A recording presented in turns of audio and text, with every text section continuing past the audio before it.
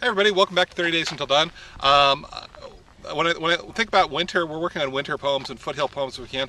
But when I think about winter and I go all the way back into as far back as I can in my mind, I think about this time I was outside, especially outside. Okay, this is one of the key. Outside winter, right? I grabbed my sled. I was about 4 years old, and I walked out of the house and I walked down to the street. This is, by the way, in the 70s. We don't do this anymore with our 4-year-olds.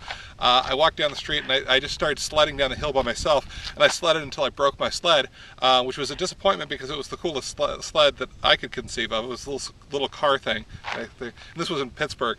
And that's what we're going to do today. I want you to think about the first outside winter memory that you can imagine, that you can remember. Now, for me, that was, I must have been about 3.5, 4 years old there.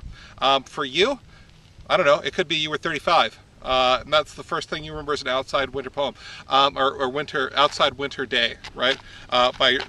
Preferably by yourself. Now, it really doesn't matter. You don't have to be young to have this memory. It doesn't have to be a young person thing, but that first time that you can remember, that stuck out for a reason, right? Whatever that reason was. And for me, it was the tragedy of my sled. Also, I think I got hurt too a little bit, and so that remains in a young person's mind. But it could be that, there was something else powerful that happened to you.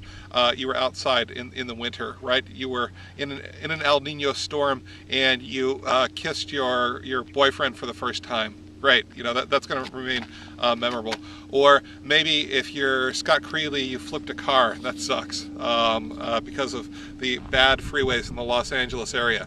Or whatever it is, write that poem. Okay, so when you're done with that, put that down below. I'm giving no sort of extra parameters today, but I might tomorrow. So I'll see you tomorrow. 30 Days Until Dawn.